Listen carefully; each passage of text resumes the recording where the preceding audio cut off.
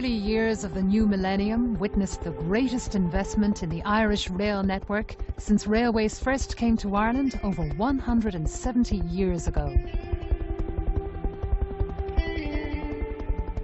A complete transformation, a sort of renaissance, has taken place right across the network and is set to continue well into the future.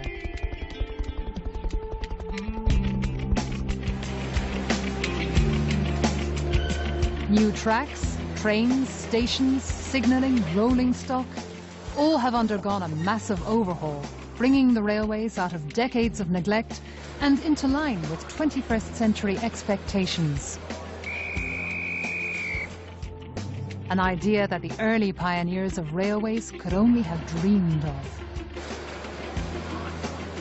In a way, railways are becoming fashionable again.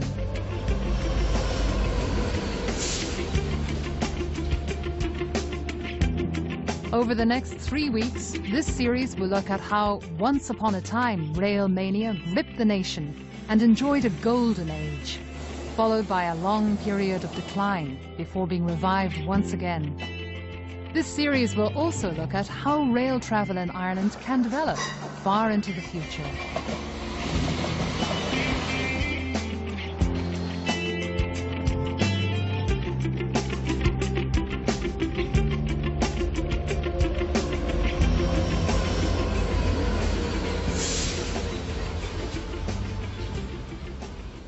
Railways in Ireland have been around for a very long time, almost 180 years.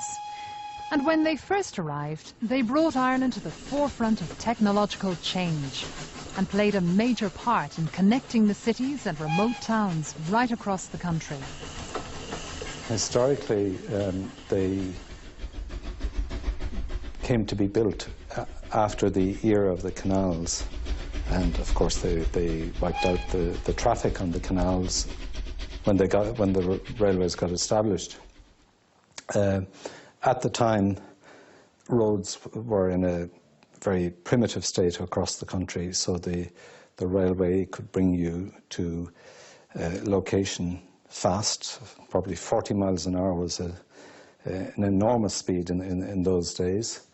It could also bring heavy goods to various localities, and it transformed the economy of Ireland.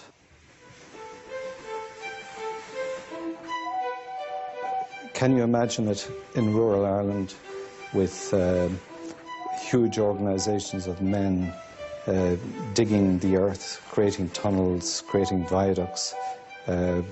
Just the very infrastructure itself was unimaginable across rural Ireland. And then the train puffing smoke and steam, and the noise, and travelling at an unimaginable speed.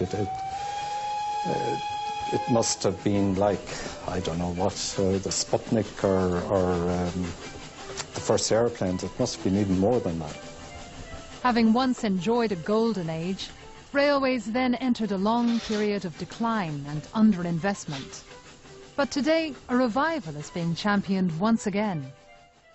I mean, we've had railways in Ireland since 1834, and that's a long, long time.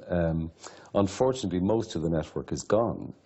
Certainly, the very extensive network that went tentacles stretching all over the country has been whittled down to just the main lines.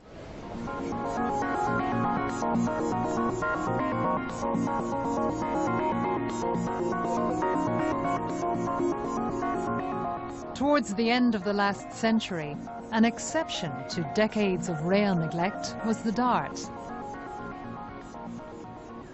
As the 8 o'clock Bray to Howth train pulled out of Daly Station in Bray this morning, CIE officials were describing Dart as the most significant development in Irish railways this century. There were many who were quick to predict the failure of this new initiative.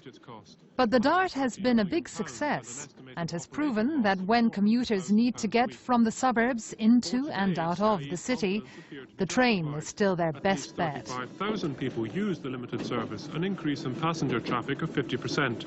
Because of that, 6 extra trains have been arranged for tomorrow morning. A spokesman said people were voting with their seats. Well, the Dart was very important, I think, in the Dublin context because it was the first electrified rail service that we've had. And in fact, it's still the only one. All of the mainline rail services are diesel. They used to be steam, of course, but that was a long time ago. So we have an electric railway line in the Dart, and that carries an awful lot of people into and out of Dublin every day.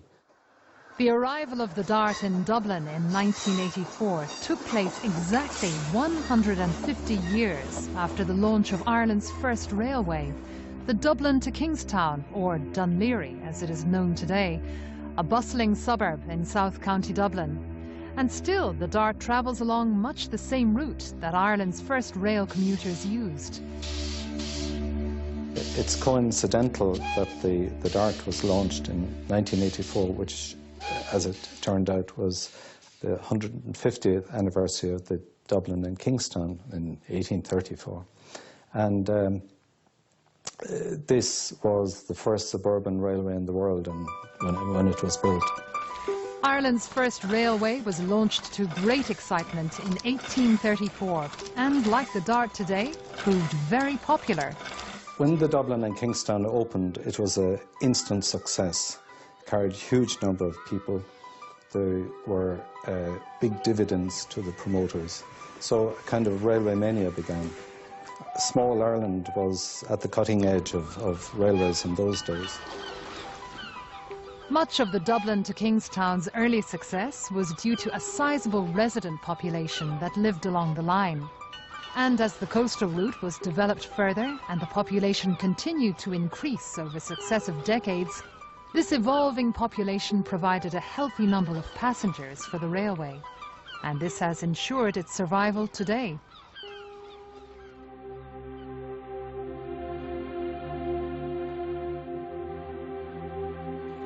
Following the success of Ireland's first railway, other new lines were developed. First to Belfast and thereafter the rest of the country. Investors decided that rail services should extend to where, at that time, most of the population lived, the far reaches of the country, west of Dublin. Kingsbridge was built as the terminus for the Great Southern Western Railway, with the ambition of extending railways to the entire southwest and west of the country.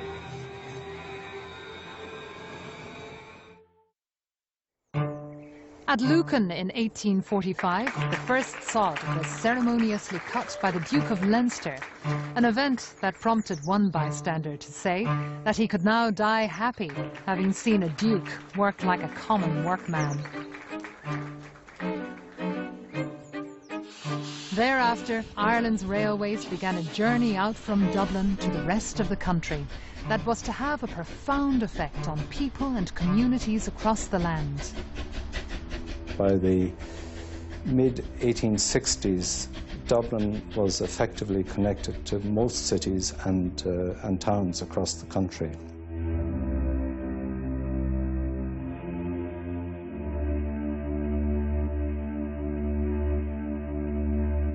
The expansion continued because railways made sense. They brought people and goods with unimaginable speeds and relatively comfortably to their destination. The railways were an integral part of the then Irish economy, carrying people and goods all over the country. And for a good deal of that, the railways made money, or at least in the central parts. There may have been some peripheral areas where they didn't make economic sense. It was a boon to the country. It allowed agricultural produce to be brought from the farms of rural Ireland to the ports and exported. Having achieved its goal, railways were to cover Ireland from north to south and from east to west, so that by the end of the 19th century, most remote areas had access, and railways became an integral part of everyday life.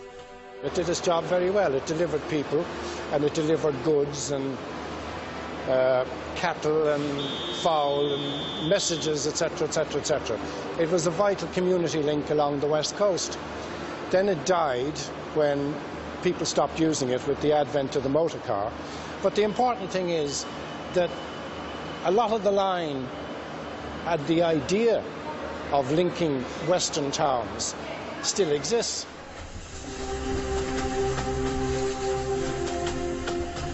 The golden age of the railway continued up to just about the First World War.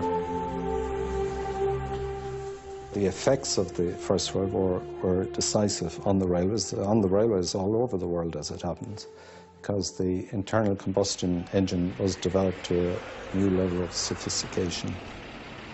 And after that war, then cars, buses, trucks came on the roads. Over the next decades, the railway began to suffer from competition from the road.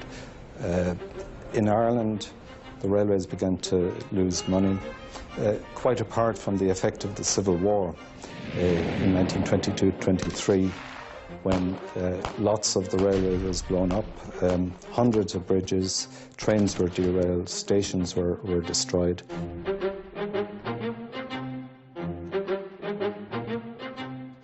The rail system, ironing the land, was really a wonderful 19th century product of the Industrial Revolution. And to be able to deliver thousands of people in a straight line from A to B, it was quite revolutionary in its day. And the railways right across the developed world had a growth period until after the Second World War. The Second World War saw the mass development of the motor car. The golden age of the railway in Ireland was at its end.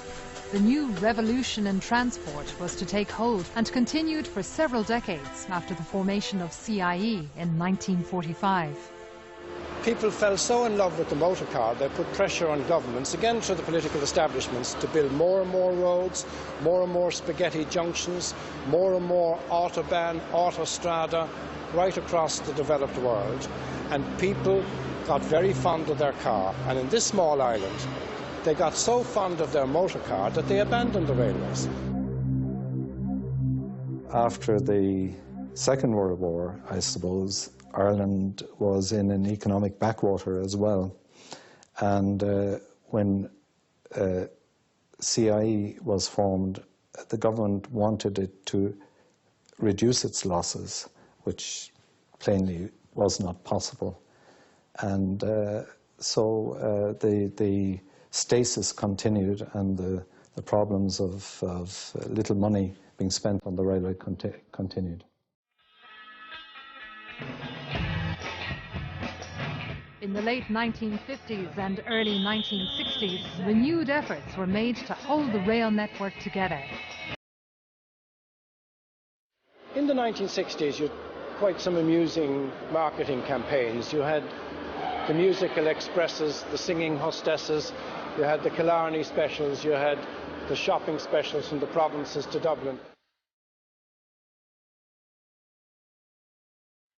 The railways got a little bit of revival because they were in tune with the times, and they began to reach out to their customers with some success. Good morning, everybody, and welcome to the radio train to Killarney. Lord Conor Jassy here to welcome you aboard, to tell you something about our trip and the country through which we'll pass. We pass through verdant countryside. We see a country with 40 sheep. By the late 1990s, the love affair with a car had turned sour. Congestion in cities and towns across the country brought transport issues to the forefront of national debate and put public transport concerns back on the map.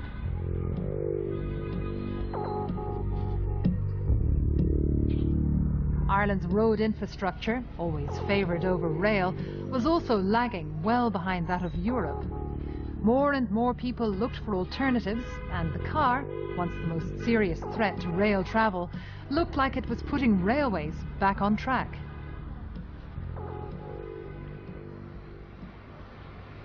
The defect that in terms of public policy, road versus rail, has been there for a long, long time.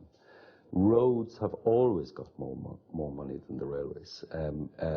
I mean, since the time of Todd Andrews and the closure of the Harker Street railway line and various other rail lines around the country in the late 1950s and early 1960s, the vast bulk of transport investment has gone into roads rather than railways. So that, you know, the railways were always playing second fiddle in terms of investment. So a very stark choice faced the government in 1997 that they just had to invest in at least improving safety, if not speed, on the rail network. The railways, which had suffered 5 decades of neglect with little or no investment, put their case to government. I suppose the commuter services are the most important, particularly in Dublin, because they carry, you know, large numbers of people to and from their places of work. And we are living in a very sprawled city. So that means that, you know, commuting, long-distance commuting has become part of the lives of an awful lot of people, where you have a commuter belt that stretches out, you know, up to 100 kilometres. So rail obviously has a major role in that. Even though the vast majority of people still commute by car, it is really important that a rail service is provided as an alternative. The success of the DART and some newly refurbished intercity services showed that travel-weary commuters would consider alternatives and that the railway could be an attractive option to road transport. Many commuters started to consider rail to avoid hours of gridlock. The creation of the DART gave a fillip to the morale of the railway managerial culture. I mean, they showed that they could create a completely new commuter system and do it well, and in fact is well established by now. There were the naysayers. There were the people who said, this will never work. Nobody will take it up. They won't get out of their motor cars. Well, it proved once again, if you offer people an efficient, comfortable service, they will do it. They will take it up.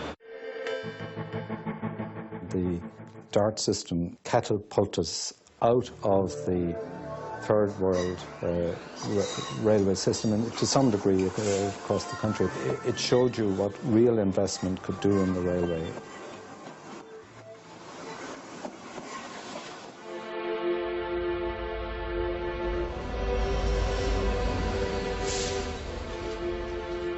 The newly launched Enterprise service, running between Dublin and Belfast, became another success story.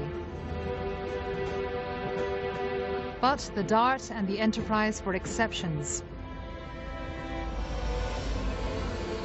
Most of the railway services throughout Ireland were still in poor condition.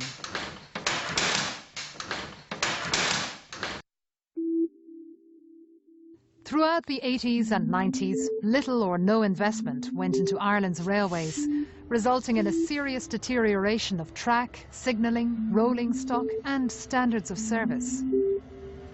The need for investment was obvious, but that need to invest would have to become a must need to invest. And the state of the railway was soon catapulted to the top of the political agenda. Let's not forget that it was driven in the first instance by the Knockrockery accident that took place, and which made it very plain that if the government didn't invest in improving the safety of the railway network, such as we have it, that it would be presiding over an unsafe railway. And that could not be countenanced really by any minister.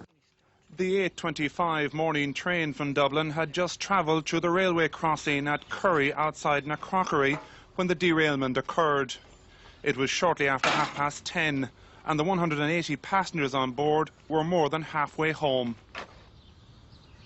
It took till 1997 when you had a derailment in Knockrockery, which is north of Athlone, and that brought the poor situation of the railway around the country into harsh light, because a passenger train was derailed due to degraded acid sport track.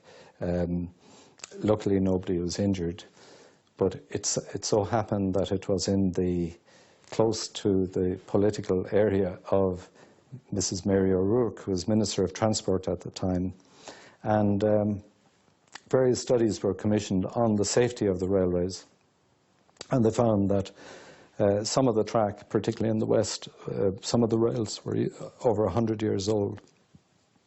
And a couple of years later, a major safety program was brought in where there was relaying with modern continuous welded track all over the country at an unprecedented pace.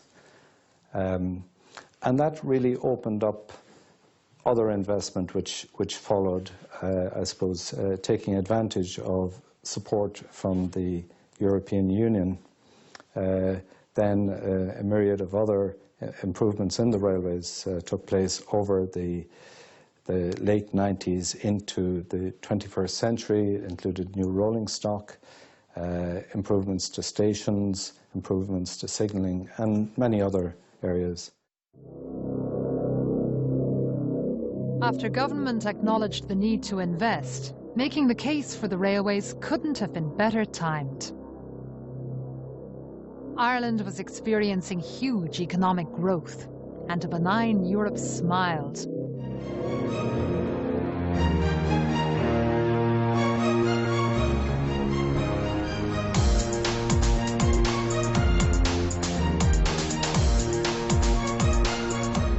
No one could have predicted the economic turnaround. Ireland was becoming affluent.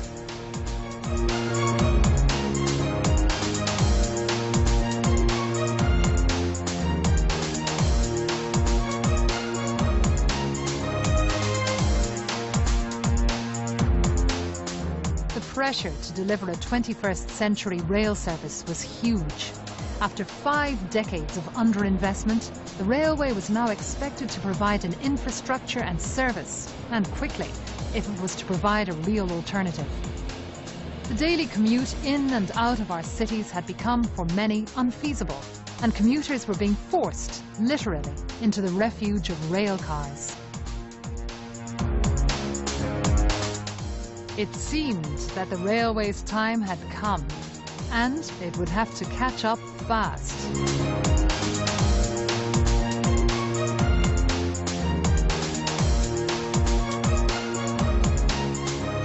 On next week's programme, we look at the growth of Ireland's railways during the economy's boom years and how railways responded to the pressures of prosperity.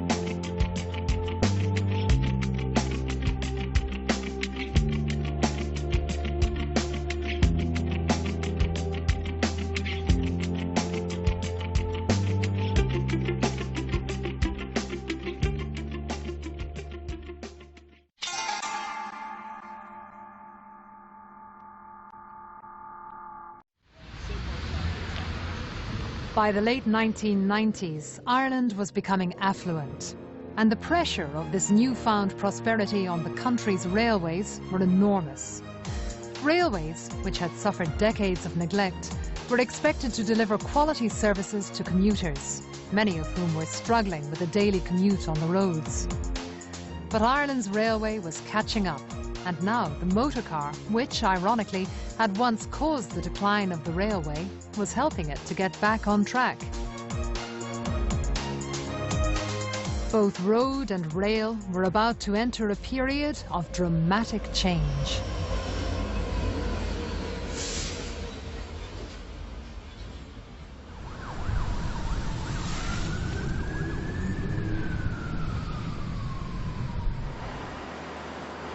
at the heart of national planning, there was a failure to predict prosperity. Once you get prosperity, you get increased pressures on all kinds of services, on roads, on hospitals, on schools, and on the railways. A general malaise of failure was in the Irish psyche for many, many generations. Suddenly prosperity comes, and people find it very difficult to cope and to predict.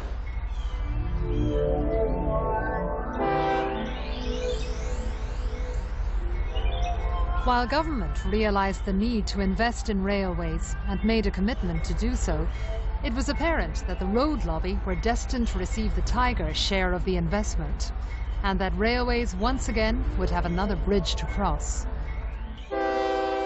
Roads have always got more money than the railways. There was, I think, an inbuilt vested interest in this country in building motorways. Because there was so much money to be made out of them, and we had all the resources that we needed to do it ourselves. And so the much-promised transformation of rail infrastructure from the ground up had begun. The first of its kind since railways first came to Ireland, and a welcome respite for those who had struggled to keep the rail network together for so long. The people who were here in the kind of early to mid-90s were heroic in many ways, because they were keeping the show going on meagre funds, both in terms of day-to-day operation and in terms of capital investment. There really wasn't any major capital investment outside very specific projects. So in the face of increasing demands from customers and indeed from people around the country, be it communities, be it politicians looking for this improvement, that improvement, there were a lot of good intentions to try to deliver that, but unfortunately there wasn't any funding provided to do it. And they were, I suppose, the generation that really kept the thing going through sheer graft, without the support that they would have looked at their counterparts in Europe and elsewhere and said, if only we had some of that, what we could deliver. Where to invest, what to invest in, expansion of the current system, the development of new lines, the reopening of old ones, new life for the regions, the planning of new rail corridors, new rolling stock and brighter, modern-looking trains, decay and decline about to be reversed. A renaissance for the railway? Perhaps. But what were the real priorities for renewal of the railways going forward? By the late 1990s, the government in Ireland had realised that some big decisions had to be taken with the rail network. Either the rail network was to be retained and developed and enhanced, and if it was to be, then significant investment was going to be necessary, or perhaps a more negative decision to withdraw from some of the network. But fortunately, the decision was taken to retain the rail network and to develop and enhance and modernise the rail network. And by the late 90s and by the year 2000, a substantial programme of renewal of the basic infrastructure of the railway had been announced. The work that had commenced by 2003 was work that was absolutely essential, renewal of the track, renewal of the signalling systems, but not necessarily work that was visible to the day-to-day passengers on the trains on the railway.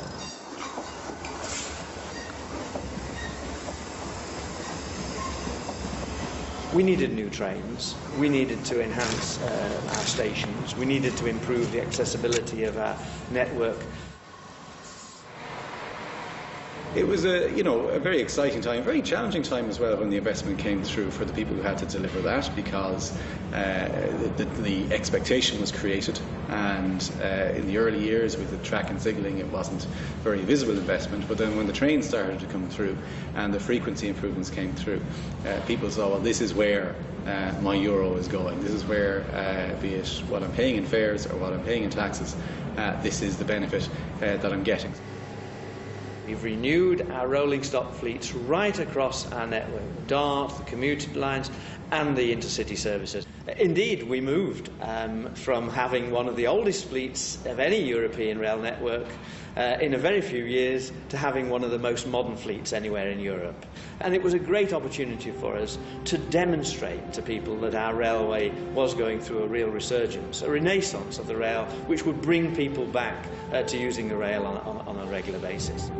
We will shortly be arriving at Port. You've got a fleet of trains that are absolutely fit for purpose, that are really of a good quality standard on board in terms of comfort. And then you've got then things like the frequency, the hourly service.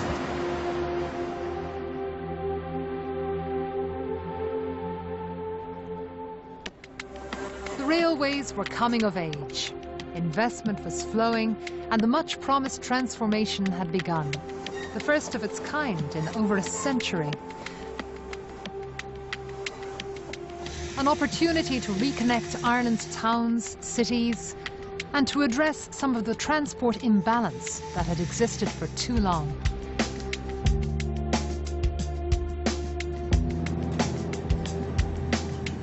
I think a lot of the investment that has taken place in the last 10 to 15 years has been tremendous, really.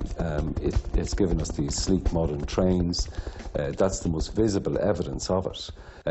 The number of trains is much larger. The length of the trains is much longer. There's more and more people using it all the time.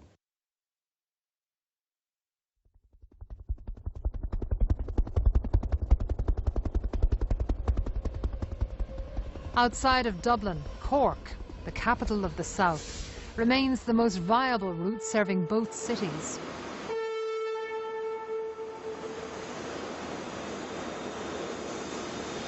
Hourly services run along the newly upgraded former Great Southern and Western Line, with new connections via Limerick to Ennis and Galway.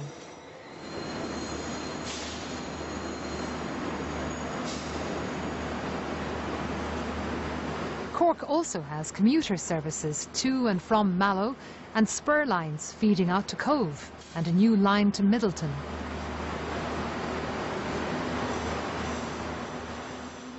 When Cork was first reached in October 1849, the journey from Dublin took 6 hours and it had 6 terminal stations. Now the journey takes 2.5 hours on average. Historically, the railway in Cork had a remarkable impact. It helped to stimulate trade and movement. And with the invention of large steamers, the railways funneled down most of the emigration in the second half of the 19th century to what was then known as Queenstown, now Cove, one of the major departure points from Ireland.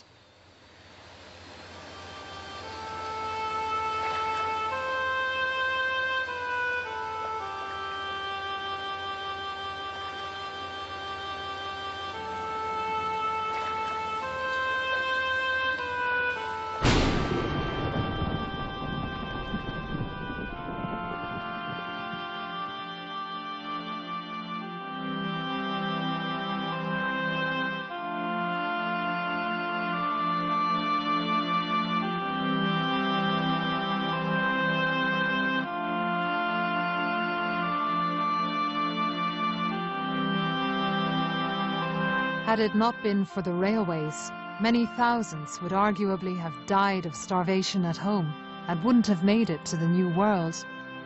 Had it not been for the Industrial Revolution, they might not have had the ships to take them there or made new lives in industrialized America.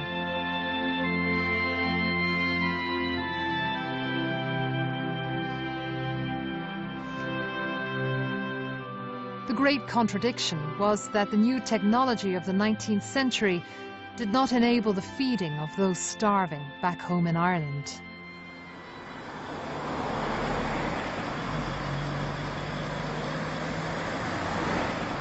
But railways alone cannot develop economies. Railways can only facilitate development as long as other inputs for local industry are already in place.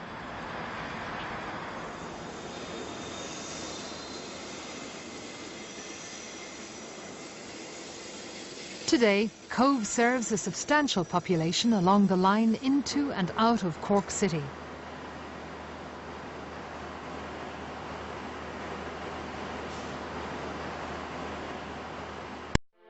After Cork was reached in the latter part of the 19th century, The next big destination was to the capital of Connacht, to forge a railway through the Midlands to Athlone and across the Shannon to Athenry and Galway.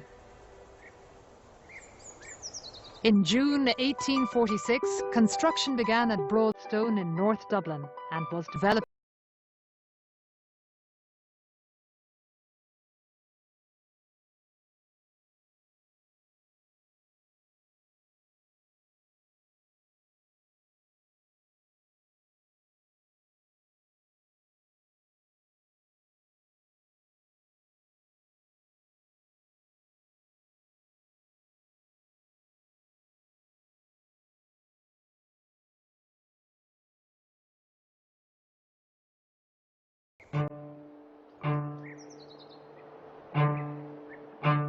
The line to Athlone was completed ahead of schedule in 1847. Despite the famine that was ravaging the western seaboard, the building of a line in such difficult times gave employment and stimulated the local economy. This led to a boom for the livestock industry in the Midlands.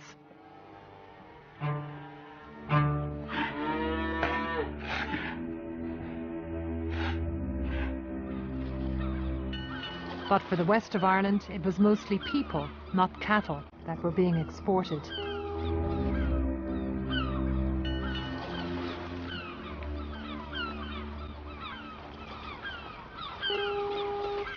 But despite the famine and the difficult economic times, the investors in the new railway presented an image of unshakable.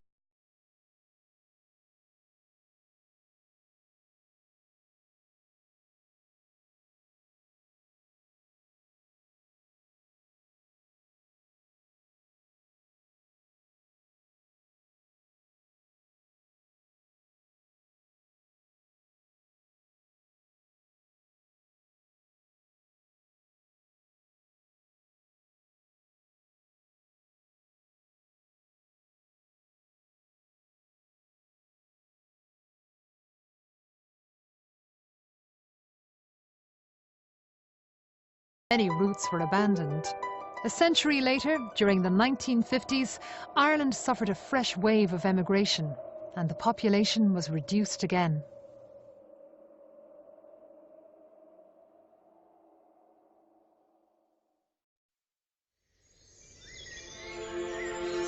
Rail development outside of Dublin has always been a test of government commitment to regional growth and expectations. The once vibrant Western Rail corridor from Limerick to Sligo provided a passenger, mail and freight service between regional cities and towns and to outlying areas along the Atlantic coast. Are you right? The West Clare Railway became legendary, as you know, because of a song. And it was a different time. It was a different era in this country, and Percy French wrote a song which eventually killed the railway, some people said, because it wasn't regarded as a means of transport anymore. It was regarded as a comical experience to travel on it. But nonetheless, it did its job, and it did its job very well. It was a vital community link along the west coast.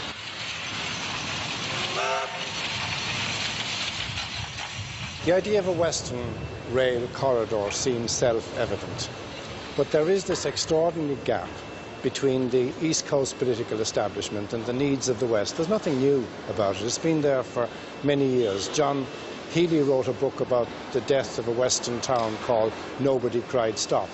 It seems to be endemic in the East Coast culture that the West is a foreign country.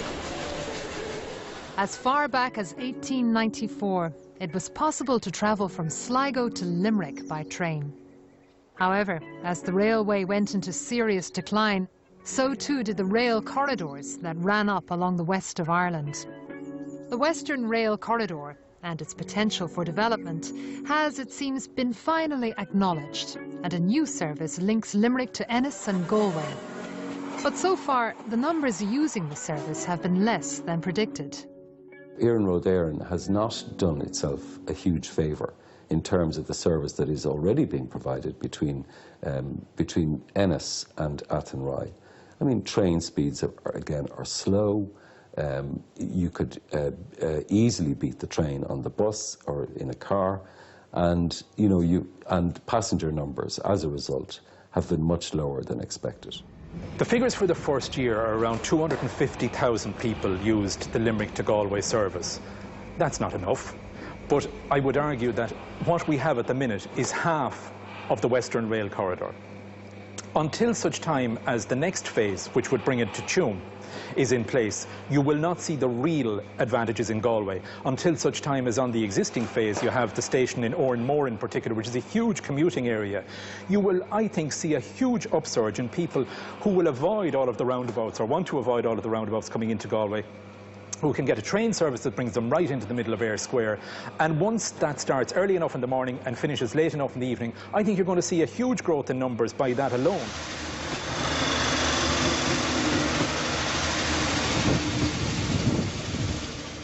As of now, we have phase 1 of the Western Rail Corridor in place. We have succeeded in connecting Galway and Limerick. Obviously, the next phases of the Western Rail Corridor will be very important in terms of the whole regional development issue. We have had a national spatial strategy in Ireland now for quite some number of years. We have had the notion of balanced regional development, and we've had the notion of front-loading infrastructure. To a certain extent, these have all been widely supported concepts, but they've only been given lip service. And the test now will be for the government to follow through on the work that has been done here and to build their corridor to Tuam and to Claremorris in the next instance. There is a difference between running an economy and a country. And on an economy, you have to justify the figures. This is about running a country. It's about a spatial strategy. It's about connectivity for the West the same as for the East. Not everything comes down to pounds, shillings and pence. I accept there has to be an economic argument. I would argue there is an economic case to be made for a rail corridor up through the west of Ireland. But we will only know that when it's put back in place. For too long, there has been a perception in Ireland that the railway company and the railways are a drag on the economy, or that the subvention, as it's called, that's given to railways is in some way something foolish. Nothing could be further from the truth. In actual fact, it behoves any developing democratic country to support the notion of public transport and to invest taxpayers' money in public transport. And even if public transport requires a subvention, I contend that that's what people pay their taxes for. We pay our taxes so that we can have these services. Politicians react to numbers. If there's a groundswell out there that wants this, and if Western Track and all of the other proponents of this want to make this happen, they need to get more public opinion and more backing behind them. It's part of the education of the public generally to use public transport, but in this particular case, it's to show that the demand is there, that people are willing to use this. And it's very important that we look not at the present, but at the future. We're talking about 10, 20, 30, 50 years' time. And I contend that when this railway is open to Claremorris and ultimately to Sligo, that people will look back and say, is it possible that there were people who could not see that this was a sensible thing to do?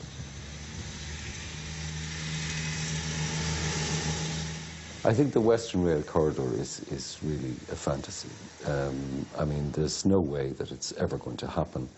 And the reason for that is partly due to the lack of density of population, but also to do with the fact that ultimately between Claremorris and Sligo, there's something like 200 level crossings on that line. So there's just no way that that can be reinstated. And I think people in the west of Ireland have just got to face up to that reality, that it isn't going to happen. In my opinion, it may not even happen beyond Athenry. So if the first phase of it, you know, of the reinstatement of the Western Rail Corridor between Ennis and Athenry hasn't worked out very well, then how can anyone expect that the rest of it is going to work out? Future development of the Western Rail Corridor beyond Galway is for now an aspiration on hold. As Ireland deals with recession, the dream of a Western Rail Corridor is unlikely for now.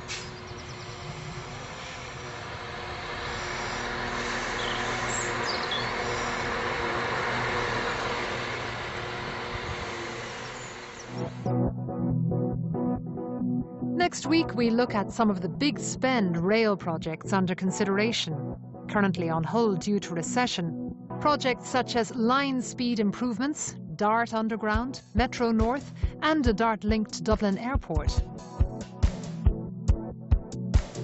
All of which could further transform the future of rail travel in Ireland.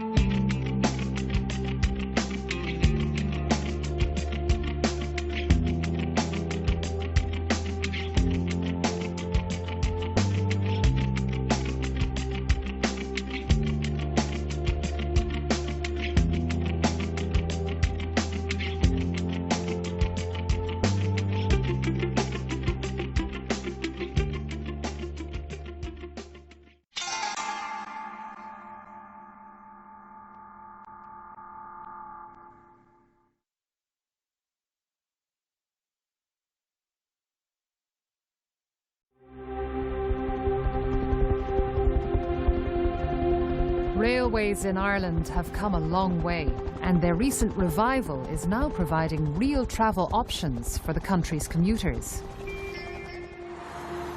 Of course, the quality of road transport has improved dramatically too. The train and the private car have been rivals since the combustion engine first appeared.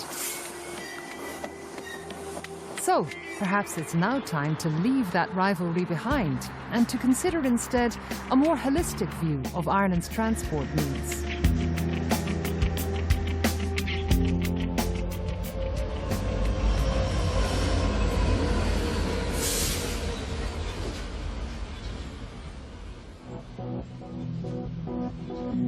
A number of proposed big spend projects, such as Metro North and DART Underground, which are currently on hold, and further planned extensions to the Luas, leave the future development of Ireland's transport systems open to question.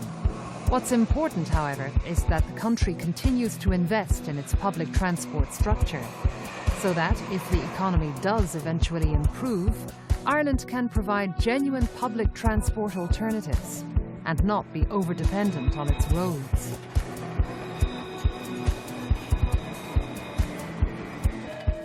With 40% of Ireland's population living in Dublin, it's not surprising that priority for new rail projects is given to the capital, which requires efficient mobility into and out of its centre. One such project, the recently completed Kildare Route project, is already impacting on intercity journey times and commuter efficiencies into and out of Dublin. The Kildare Route project is essentially an increase in track capacity between Hazelhack Station and Cherry Orchard, a distance of some 12 to 13 kilometres. Prior to the project, there was a double line, one the up line into Dublin and the down line out of Dublin. And the Kildare Route project delivered a doubling of that track capacity. So we now have 2 lines into Dublin and 2 lines out of Dublin.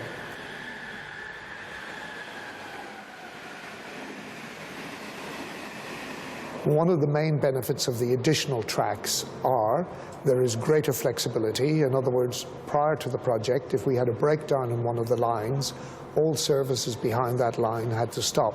Whereas now with the forward tracking, we have 2 up and 2 down, and it gives much greater flexibility, much more ability to run services when we do have a problem or an issue, and obviously in the longer term, much increased capacity. The Kildare Route project is also helping to ease line congestion into Dublin. But much more is required if intercity journey times are to be reduced and railways can persuade commuters to leave their cars.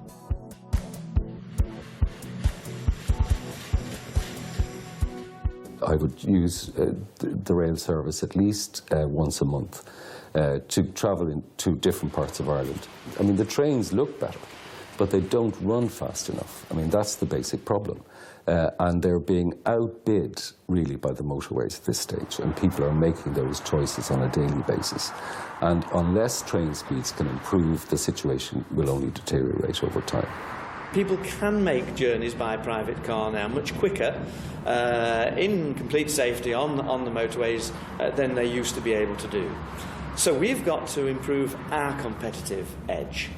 We have got to make our intercity journey times quicker. The new trains we purchased have good high-speed potential, but we need to reduce some of the places where our track is speed restricted.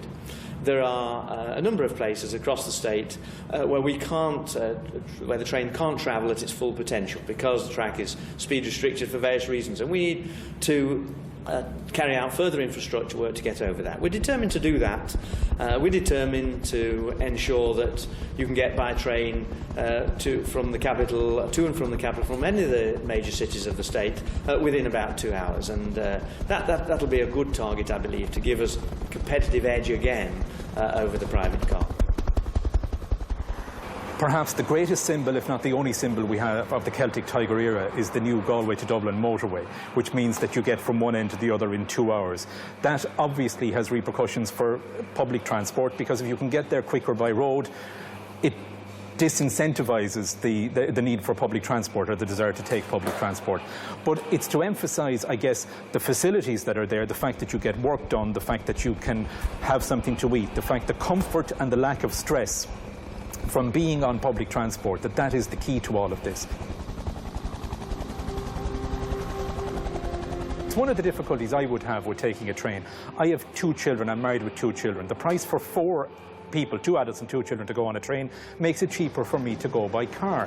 If I'm going on my own, I would use the train on a very regular basis, because that makes economic sense. So you must make it as price competitive as you possibly can. If we can get that message across, the combination of having a service on your doorstep, having a competitive price service on your doorstep, and having the possibility of getting tax back as a result of using a competitive service on your doorstep, all of those things together make this work. However, speed remains a key issue. Well, I think that Iarnród Éireann have put forward a very valid case to spend, I think, 275 million, a relatively modest sum, which is less than a third of the cost of the M3 motorway between Blanchardstown and the outskirts of Kells, to improve train speeds. And that would be I think, the single most important investment that could be made at this stage. When buses first appeared in Ireland, they were seen as another threat to the railways. Private bus operators had to apply for licences, have their fares approved, and publish their schedules so that bus services would not conflict with train schedules. When this proved unworkable, most bus services were amalgamated into the newly formed CIE, who bought them up and ran them themselves. Timetables were coordinated for both road and rail. Today, the improvement in the quality of Ireland's motorways means that intercity bus services are freely competing with intercity train services on much the same routes. And, like the private motor car, those buses are putting more pressure on the railway to compete.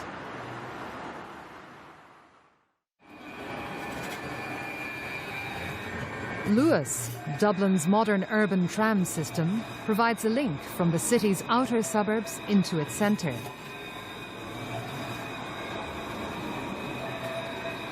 Luas also provides a link to and from intercity train services at Heuston Station and Connolly Station in the heart of the city, connecting mainline rail into Dublin's DART and commuter network. Luas is set to expand its service to Broombridge in North Dublin and may yet provide an interchange with suburban rail, bus and future projects such as Metro North and Dart Underground. And with a further extension in the future, Luas may even provide a rail-based link to and from Dublin Airport.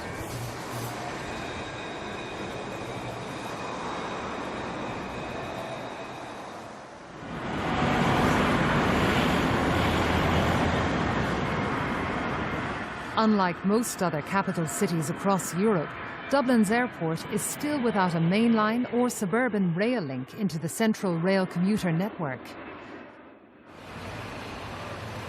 One might think that a major catchment area, almost the size of a small city, handling in the region of 19 million passengers a year, would be prioritised for such a service.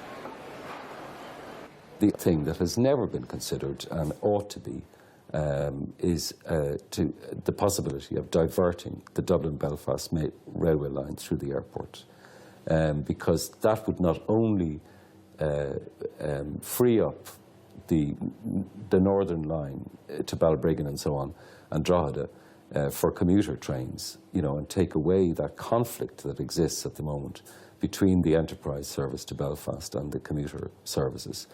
But it would also provide a rail link to the airport from the city centre.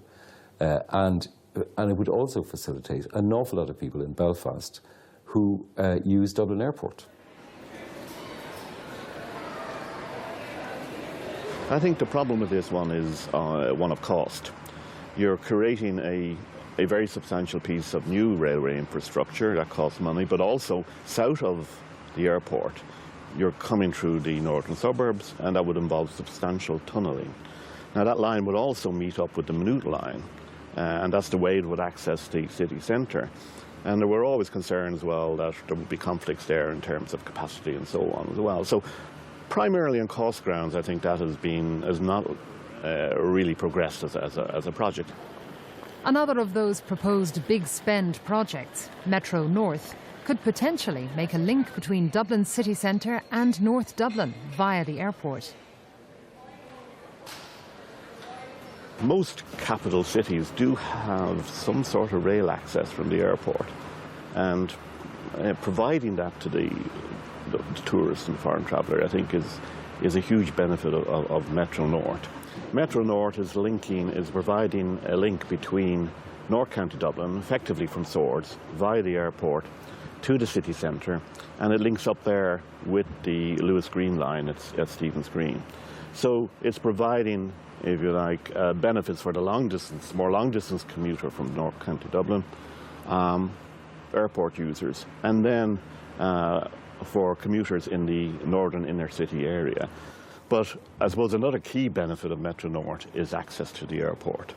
And if you think of the airport as a major generator of economic activity, not only in terms of the employment there, I think in the environs of the airport, the employment may be about 12,000 people at the moment, but the sheer volume of passengers moving through the airport, now at perhaps I think around 19 million or so. And that's not to mention all the, if you like, the other people who use the airport to meet and greet relatives and all of that sort of thing. So if you look at the airport, you have to say it's like a fairly large-sized town in the Irish context.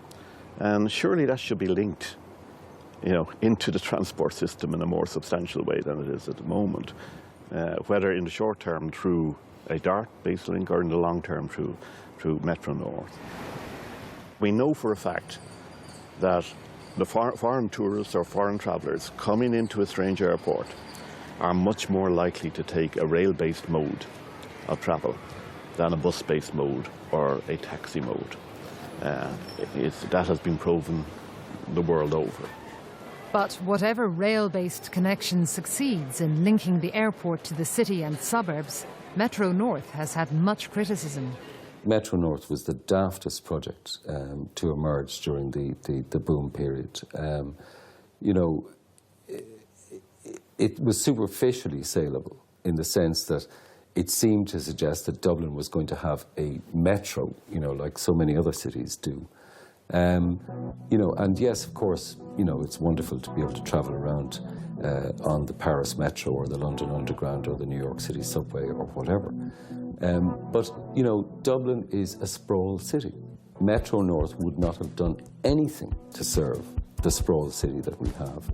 It would have involved providing a rail link between St. Stephen's Green and somewhere to the north of Swords, a distance of about 16.5 kilometres, for something of the order of 4 billion, and effectively would have amounted to simply putting a Lewis line underground for a lot of that length.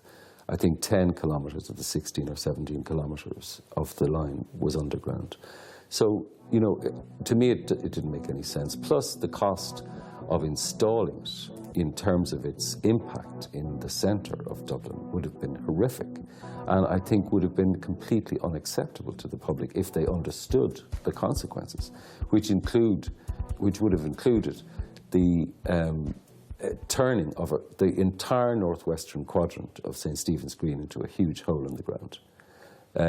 Would have involved removing all of the statues and monuments in O'Connell Street, and, you know, taking them down and putting them back up again, and so on and so forth.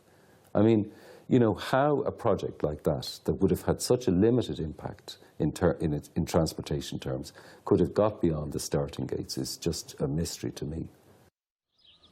In the absence of either a main line or metro link, a proposal to connect Dublin Airport by rail into the existing DART network at Clongriffin Station in North Dublin is being considered as a low-cost solution.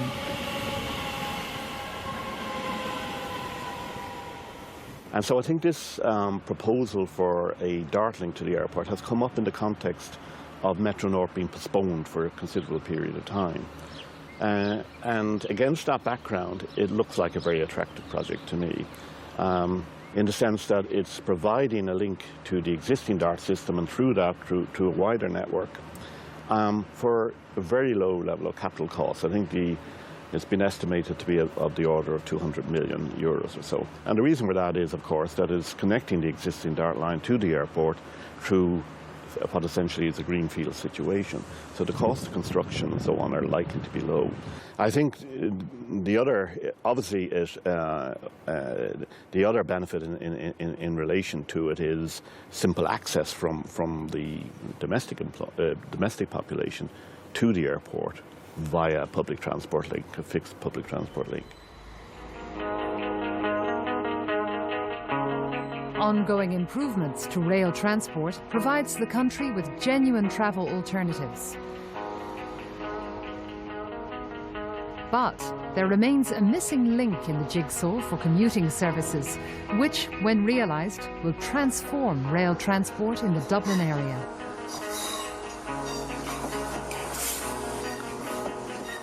There are many transport initiatives planned for the Dublin area. I suppose the DART Underground is one of the biggest. It certainly sounds promising on the basis that it would, in one step, you would be able to increase the DART network by 3 times. DART Underground is regarded by most commentators as the missing piece of Dublin's rail jigsaw. It would, if completed, connect the Cork Intercity line right through to the Northern Intercity line to Belfast. Starting at Inchicore, a twin tunnel, one for each line, will go underground to Heuston Station.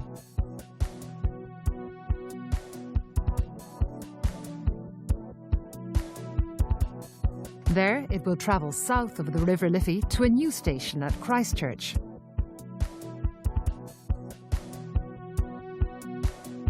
From Christchurch, it will go to St. Stephen's Green, where there will be an interchange with the Lewis and potentially the Metro North system, should that project ever proceed. The next stop would be at Pearse Station in the heart of Dublin, which would form part of a major interchange between the underground DART and the surface DART. This interchange will allow commuters to come directly into Dublin city centre without having to change transport modes, enabling commuters to connect with the surface or underground DART service.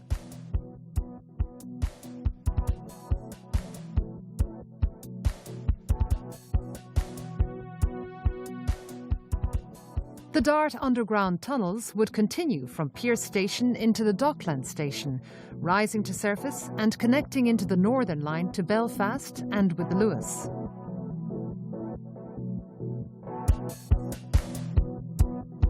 People don't like the idea in Ireland of changing trains on their daily commute at the moment because it's the network of now. Whereas if you were in London, you don't think of changing trains because you know how frequent those services are. That's what Dart Underground can give us. It can make it a situation whereas if you are living within the catchment of all of the various lines, that you are brought into this network of high frequency services, and that is really a no-brainer. It's just what you do. It's about giving the city and the region and the country a network, the type which that they expect in other cities. We can have that here, and that's what Dart Underground is really about. The Dart Underground project is the most vital piece of infrastructure that's needed in Dublin, because it is the missing link between the existing suburban services, because that would not only alleviate the congestion at Connolly Station, but also knit the train services that we have in Dublin, both the Dart and the ordinary commuter rail services, into a network. And that's something that really should be a priority. The problem is, of course, that we don't have the money to do it now. We may have the money to do it sometime later after we've stopped bailing out the banks.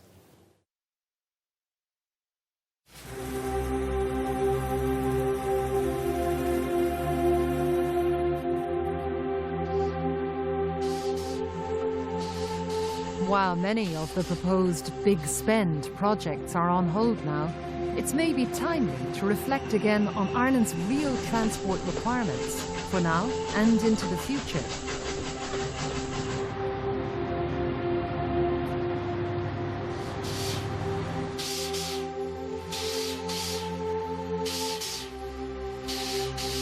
Even the pure economists will tell you that this is the time that you should make investment for two reasons. Firstly, when the good times do return, you're in a position to hit the ground running and take full advantage of that. The second reason is in the bad times. It means that you have employment for people in projects of serious magnitude, and that has to be good for the economy. For Ireland Inc., we need good connections all over the country, and if Dublin is to become a true capital which will attract in multinationals, we need good mobility around the city. When we look at other European countries, such as Finland or Switzerland or any of these countries, we see that it's a priority in all of these countries to have a good quality rail system. Thinking people in every country in the world can see the value of rail. And there are plenty of thinking people in Ireland as well. But there has been a tradition of apologising for railways, which we need to get away from. We need governments to become imaginative. We need governments to be proud of their achievements in rail. And we need them to take on the notion, once and for all, that they are going to promote the concept of railways. I think the Irish public should be happy with their railways. They can travel most parts of the country now on a high-quality train service at pretty good speeds and in comfortable trains, and I believe pretty reliable as well. It has been quite a sea change from how it was 2 decades ago. Today we owe much to those early pioneers who laid the first tracks out to Kingstown over 170 years ago. They were part of something that had a profound impact on Irish life. The latest development of Ireland's railways continues that legacy, proving that good, targeted investment in public transport can have many far-reaching effects for the country and for its travelling public.